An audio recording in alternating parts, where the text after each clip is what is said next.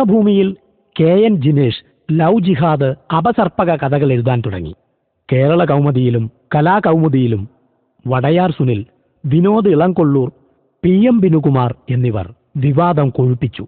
2009 August 31 മലയാള മനോരമയിൽ ഇരയാണ് അവൾ എവിടെയും എന്ന പരമ്പര വരാൻ തുടങ്ങി. ജയൻ മേനോൻ, K രേഖ, SV രാജേഷ്, ബിജീഷ് ബാലകൃഷ്ണൻ തുടങ്ങിയവർ ലേഖകർ. 4-ാം ദിവസം പൊട്ടിക്കാൻ ലവ് ബോംബ് എന്ന പേരിൽ വന്ന റിപ്പോർട്ടിൽ മുസ്ലിം തീവ്രവാദ സംഘങ്ങൾ അന്യമതസ്ഥരായ പെൺകുട്ടികളെ പ്രണയിച്ച് മതം മാറ്റുന്നുവെന്ന ആരോപണമുയർത്തി. ഇംഗ്ലീഷിൽ പൈനിയറിൽ VR ജയരാജായിരുന്നു താരം. മുഖ്യധാര ദൃശ്യ പത്രമാധ്യമങ്ങളെല്ലാം ഇല്ലാത്ത ലവ് ജിഹാദിനെതിരെ കത്തിക്കയറി. ഇന്ത്യ വിഷനും ഏഷ്യാനെറ്റും മനോരമ ന്യൂസും റിപ്പോർട്ടുകളും ചർച്ചകളുമായി നിറഞ്ഞാടി. ഇതിന്റെ നിജസ്ഥിതി ഉറപ്പാക്കാൻ സംസ്ഥാന പോലീസിന്റെ രഹസ്യാന്വേഷണ വിഭാഗത്തിലുള്ള ഇന്റലിജൻസ് വിഭാഗത്തിലുള്ള ഒരു ഉന്നത ഉദ്യോഗസ്ഥനുമായി, എനിക്ക് അടുപ്പമുള്ള ഉദ്യോഗസ്ഥനുമായി നേരിട്ട് സംസാരിച്ചു. അദ്ദേഹം വളരെ കൃത്യമായി എന്നോട് പറഞ്ഞു, സംസ്ഥാന പോലീസിന്റെ പക്കൽ ഇത് സംബന്ധിച്ച വളരെ സുപ്രധാനമായ വിവരങ്ങളുണ്ട്. ഈ പറയുന്ന കാര്യങ്ങൾ വളരെ ശരിയാണ് എന്ന് സമ്മതിച്ചതിനെ തുടർന്നാണ് ഈ സംസ്ഥാനത്തൊട്ടാകെ ശ്രദ്ധിക്കപ്പെട്ട ഒരു വാർത്ത, ലവ് ജിഹാദ് എന്ന് പറയുന്ന വാർത്ത കേരള കൗമുദി പ്രസിദ്ധീകരിക്കാൻ ഉള്ള അവസരം. പക്ഷെ ഞാനൊക്കെ ഈ ലവ് ജിഹാദിനെ പറ്റി കേട്ടപ്പോൾ ഞാൻ ഇങ്ങനെ സ്നേഹിച്ചു കഴിയുകയാണെങ്കിൽ അവരെ കൺവേർട്ട് ചെയ്യിക്കുകയാണ്, അതിനുവേണ്ടി മദ്രസയെ കൊണ്ടുപോവാണ്. എന്നിട്ട് മദ്രസയെ കൊണ്ടുപോയിട്ട് അവരെ കൺവേർട്ട് ചെയ്യിപ്പിച്ചിട്ട് അവരെ കല്യാണം കഴിക്കും. അത് കഴിഞ്ഞിട്ട് ചിലപ്പോൾ അവരെ മൊഴി ചൊല്ലും, ചിലപ്പോൾ അവരെ പെൺവാണിഭ സംഘത്തിലേക്ക് ആക്കും. ഇങ്ങനെ പല പല വാർത്തകളാണ് ഞങ്ങൾ കേൾക്കുന്നത്. അല്ലെങ്കിൽ പിന്നെ തീവ്രവാദ പ്രവർത്തനത്തിന് കൊണ്ട് നടക്കുന്നത്, ഇങ്ങനെ ഒരുപാട് വാർത്തകൾ കേട്ടപ്പോഴാണ് എന്നെ പോലെയുള്ളവർ അതിനെതിരെ പ്രതികരിച്ചു തുടങ്ങിയത്. അവർ അണ്ടർ വാട്ടർ പരിശീലനം കഴിഞ്ഞ തീവ്രവാദികളാണ്. സാറേ, ആക്ച്വലി ഈ തീവ്രവാദികൾ എന്ന് പറഞ്ഞാൽ എന്താണ്? പോയി പഠിച്ചല്ലേ, അതുകൊണ്ട് ചോദിച്ചാൽ. ഇതാ നിന്നെയൊക്കെ ഞാൻ ഒരു സ്ഥലത്ത് കൊണ്ടുപോകാത്ത, നീ പോടാ. അങ്ങനെ പറഞ്ഞാൽ പറ്റില്ല, പറഞ്ഞാ സാറേ. നമുക്ക് സമയം പോകും, നമുക്ക് പോണ്ടേ? ഇല്ല, സമയമുണ്ട്, പറഞ്ഞതാ. പണ്ട് ഇതുപോലെ തന്നെ ചിറാപ്പുഞ്ചിൽ വെച്ച് ഒരു പയ്യൻ എന്നോട് ചോദിച്ചു. ആ പയ്യനും ചോദിച്ചായിരുന്നു ഈ തീവ്രവാദി എന്താണെന്ന്. അതല്ല ഇവിടെ ചോദിച്ചതിന് മറുപടി പറ.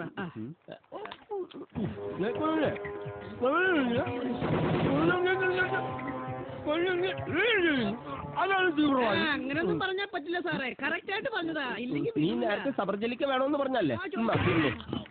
അതിന്റെ പോയി സംസാരിക്കില്ലല്ലോ.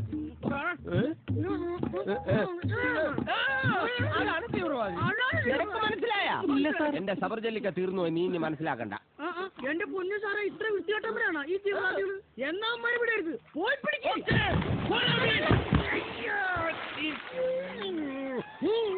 അപ്പുറത്താണ് വെള്ളമെന്ന് പറയാൻ പറഞ്ഞേക്കും തന്നെ ഇപ്പുറത്തോട്ട് എടുത്ത് ചാടി.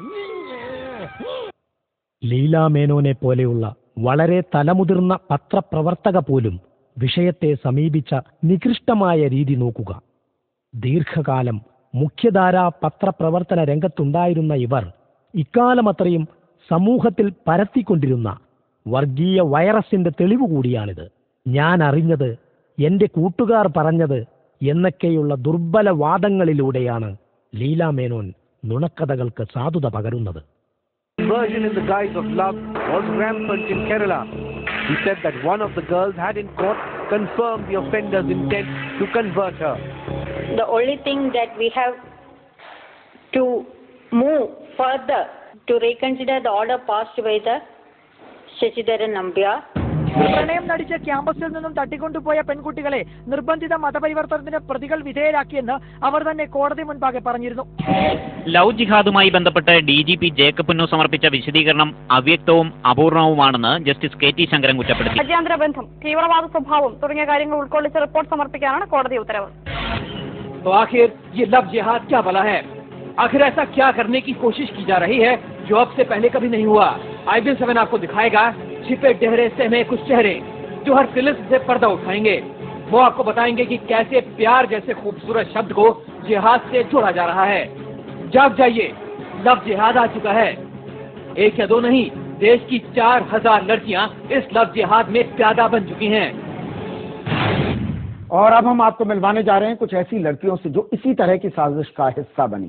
पढ़ाई लिखाई में तेज ये लड़कियां जाने अनजाने उनके हाथों की कठपुतली बन गई. सुनिए क्या कुछ बताया उन्होंने IBN 7 को.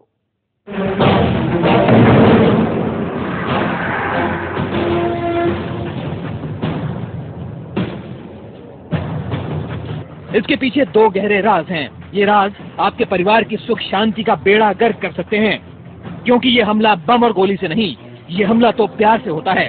सुनिए, लव कृष्ण, लव जिहाद यानी प्यार के नाम पर जिहादी लड़कियों की फौज खड़ी करना। जी हाँ, जिहादी लड़कियों की फौज तैयार करने के लिए लव जिहाद का सहारा लिया जा रहा है और उसके 2 कोडवर्ड हैं। लव कृष्ण का मतलब हिंदू धर्म मानने वाली लड़कियों को प्यार के जाल में फांसना, वहीं लव जीसस का मतलब ईसाई धर्म मानने वाली लड़कियों को फर्जी प्यार के जाल में फांसना। लव जिहाद की नींव डाली जा रही है स्कूल, कॉलेज और कोचिंग संस्थानों के आसपास, और शिकार तलाशने के लिए सहारा लिया जा रहा है दिखने में ठीक ठाक लड़कों का। ऐसे लड़के जो कॉलेज जाते हों, फर्राटेदार अंग्रेजी बोलते हों और लगे कि उनके पास खासा पैसा है। तो आतंकवादी नेटवर्क ऐसे लड़कों के लिए न केवल अच्छी गाड़ियों का जुगाड़ करता है, बल्कि कपड़े और पैसे की सप्लाई भी की जाती है। ജിഹാദ് ഒരു സംഘടനയല്ല, സംഘടിതമായ രാഷ്ട്രീയമാണ്. ഒന്ന്, സംഘടനകൾ ഇതിന്റെ പിന്നിലുണ്ടോ ഇല്ലയോ എന്ന് അന്വേഷിക്കേണ്ടതാണ്. 2, ഇവർക്ക് വിദേശത്തുനിന്ന് ഫണ്ട് വരുന്നു എന്ന് DGP പറഞ്ഞത് കേരള സമൂഹം ഞെട്ടലോടെയാണ് കേട്ടത്. ഒരു കിണർ കുഴിക്കുമ്പോൾ ആദ്യമായി പുറത്തേക്ക് വരുന്നത് വെള്ളമല്ല, മറിച്ച് കല്ലുകളും മണ്ണിൻ കട്ടകളുമാണ്. ചിലയിടത്ത് 30 അടിയിൽ വെള്ളം കിട്ടും, ചിലയിടത്ത് 60 അടി. തീർച്ചയായും എല്ലാ മണ്ണിനിടയിലും വെള്ളമുണ്ട്. ലവ് ജിഹാദ് ഇല്ല എന്നല്ല, ലവ് ജിഹാദ് എന്ന വാക്കിനോട് അന്നും എനിക്ക് വിയോജിപ്പാണ്, ഇന്നുമാണ്, നാളെയുമാണ്. ഒരു കോഴിയുടെ നിറം കറുപ്പാണെന്ന് കരുതി അതിടുന്ന മുട്ടയുടെ നിറം കറുപ്പാണെന്ന് തെറ്റിദ്ധരിക്കരുത്. പക്ഷേ മതത്തിന്റെ പേരിൽ, പ്രണയത്തിന്റെ പേരിൽ മതം മാറുന്നുണ്ട് എന്ന വിഷയം ഗൗരവമായി സൂചിക്കണം. പ്രണയിക്കുമ്പോൾ നീ എന്റെ കൂടെ വരണമെന്നും നമുക്ക് സിനിമയ്ക്ക് പോകാമെന്നും കടലിൽ പോകാമെന്നും ഹോട്ടലിൽ പോകാമെന്നും ശരീരം പങ്കിടാമെന്നും പറയുന്നത് മനസ്സിലാക്കാം. പക്ഷേ പ്രണയിക്കുമ്പോൾ മദ്രസയിൽ കൂടെ വരണമെന്നും മതം മാറണമെന്നും പറയുന്നവൻ കാമുകനല്ല, പ്രണയിതാവല്ല. തെറ്റത്തരം കാണിക്കുന്നതിനും പ്രവർത്തിക്കുന്നതിനൊക്കെ ഒരു അതിരുണ്ട്. സ്വന്തം മരുമകളാണെന്നത് പോട്ടെ, ഒരു പെൺകുട്ടിയുടെ ജീവിതമാണ് താൻ തകർക്കാൻ ശ്രമിക്കുന്നത്. ശ്രമിക്കുപെടാ, അവളുടെ കല്യാണം മുടക്കാൻ ശ്രമിക്കുപെടാ. നീയും അവളും കാരണം എനിക്ക് നല്ലൊരു ബിസിനസ്സാണ് നഷ്ടപ്പെട്ടത്. ഞാൻ ചോദിച്ചോട്ടെ, അഥവാ ഹിന്ദു ജാഗ്രതിയുടെ വെബ്സൈറ്റ് കണ്ടിട്ടാണോ DGP 4000 പെൺകുട്ടികളെ കാണില്ല എന്ന് പറഞ്ഞ് കോടതി കൊടുത്തത്? Intelligence report number 18 judge KT ശങ്കരന്റെ വിധിയിൽ വന്നപ്പോ വ്യക്തമായ ഒരുപാട് കാര്യങ്ങൾ ചൂണ്ടിക്കാണിക്കുന്നുണ്ടല്ലോ. ഒരു വെബ്സൈറ്റ് നോക്കിയിട്ടാണോ ഹൈക്കോടതിയിലെ ഇതെല്ലാം ചൂണ്ടിക്കാണിച്ചത്? ഒരു പട്ടിക്ക് അതിന്റെ വാല് കൊണ്ട് നാണം മറയ്ക്കാനാകില്ല. നീ വലിയവനാകാം എന്ന് കരുതി ഞാൻ ചെറിയവനാണെന്നുള്ള അർത്ഥമില്ല. CPM-ന്റെ നേതൃത്വമായ VS അച്യുതാനന്ദൻ 20 വർഷത്തിനകം കേരളത്തെ ഇസ്ലാമൈസ് ചെയ്യാൻ ഇസ്ലാമിക തീവ്രവാദി സംഘടന ശ്രമിക്കുന്നുണ്ടെന്നാണ് പറഞ്ഞത്. ഇത് പറഞ്ഞത് കമ്മ്യൂണിസ്റ്റുകാരനായ ദിലീപ് ഗാന്ധി അച്യുതാനന്ദനാണ്. രാഷ്ട്രീയം നല്ലതാണ്, പക്ഷെ നിങ്ങൾക്കുള്ള തെറ്റകൾ അതിനെ മലിനമാക്കി. ചന്ദനത്തടിഞ്ഞു നോക്കുന്ന കഴുതയ്ക്ക് അതിന്റെ കനമേ അറിയൂ, ആ ചന്ദനത്തിന്റെ സുഗന്ധം അറിയില്ല. കേരള കാത്തലിക് ബിഷപ്സ് കൗൺസിലിന്റെ കീഴിലുള്ള സോഷ്യൽ ഹാർമണി ആൻഡ് വിജിലൻസ് കമ്മീഷന്റെ secretary father Johny Kochuparambil 2009 October 9 ജാഗ്രത എന്ന പ്രസിദ്ധീകരണത്തിൽ എഴുതിയ പ്രണയ മത തീവ്രവാദം, മാതാപിതാക്കൾ ജാഗരൂകരാകണം എന്ന ലേഖനം ലവ് ജിഹാദിനെ ഉച്ചസ്ഥായിയിലെത്തിച്ചു. ലവ് ജിഹാദിൽ അകപ്പെട്ടുപോയ 500-ലേറെ പെൺകുട്ടികളുടെ ജില്ല തിരിച്ചുള്ള കണക്കുകൾ ആധികാരികമെന്നോണം അതിൽ അവതരിപ്പിച്ചു. ഹിന്ദു ജനജാഗൃതി നേരത്തെ പ്രചരിപ്പിച്ചുവന്ന ഈ കള്ളക്കണക്കുകൾ ഇടയലേഖനമായി വന്ന അതേ ദിവസം അതേ സ്ഥിതി വിവരക്കണക്കുകൾ ജന്മഭൂമിയിലും വന്നു. കൗമുദി ഗർവോടെയാണ് കേരള കൗമുദി ജാഗ്രത ലേഖനത്തെ വാർത്തയാക്കിയത്. ലവ് ജിഹാദ് എന്ന പേരിലുള്ള ഒരു മൂവ്മെന്റിനെ കുറിച്ച് അറിയില്ല, പക്ഷേ ഇതുമായി ബന്ധപ്പെട്ട് കൺവെൻഷനുകൾ നടന്നിട്ടുണ്ട്. ഞാൻ പറഞ്ഞ 2800 കണക്ക് എന്ന് പറയുന്നത് യഥാർത്ഥത്തിൽ ഒരു ഹിന്ദു സംഘടനയോ പോലീസിന്റെയോ കണക്കല്ല താങ്കളുടെ പക്കലുള്ളത്. എൻ്റെ പത്രത്തിൽ അന്ന് പ്രസിദ്ധീകരിച്ച വാർത്ത എന്ന് പറയുന്നത് കേരള കാത്തലിക് ബിഷപ്പ് കൗൺസിലിന്റെ ജാഗ്രത എന്ന് പറയുന്ന സമിതി അവരുടെ കേരളത്തിലെ മുഴുവൻ ഇടവക പള്ളികളിലും നടത്തിയ ഒരു കണക്കെടുപ്പാണ്. അതിനകത്ത് KCBCയുടെ ഒരു സൈറ്റിൽ ഇങ്ങനെ ഒരു സംഭവം ഉണ്ടായി എന്ന് ഞാൻ മനസ്സിലാക്കുന്നു. അത് അദ്ദേഹത്തിന് വിവരമില്ലാഞ്ഞിട്ട് മനസ്സിലാവുകയും അദ്ദേഹത്തെ അദ്ദേഹം തെറ്റായ വിധത്തിൽ അദ്ദേഹം മനസ്സിലാക്കിയതിന്റെ ഫലമാണ്. അല്ലാതെ ഇവിടുത്തെ മുസ്ലിങ്ങളോട് എന്തെങ്കിലും പകയോ വിദ്വേഷമോ വളർത്താനോ അങ്ങനെ ഒരു സംഭവം ചിന്തയോടുകൂടി മാത്രമല്ല, ഇത് നമ്മളെ ആരെയും പറ്റിക്കാൻ, ആടിനെ പട്ടിയാക്കാൻ വിദഗ്ധമായി ബുദ്ധികൾ തയ്യാറാക്കുന്ന പദ്ധതികൾ ചിലച്ചെന്ന് വീഴുന്നതിന്റെ ഒരു പരിണതപരമായിട്ട് മാത്രമേ കാണാനാവൂ. ഇവിടെ പരസ്പരമായ മതങ്ങൾ പരിഗണിക്കാതെ ആളുകൾ പ്രേമിക്കുകയും കല്യാണം കഴിക്കുകയും ചെയ്യുന്നുണ്ട്. അതിനുള്ള സ്വാതന്ത്ര്യം എല്ലാവർക്കും ഉണ്ട്. അങ്ങനെയുള്ള സാഹചര്യത്തിൽ എല്ലാവരും പരസ്പര ധാരണയോടെ ബഹുമാനത്തോടെ വർത്തിക്കേണ്ട ഒരു സമൂഹമാണ്.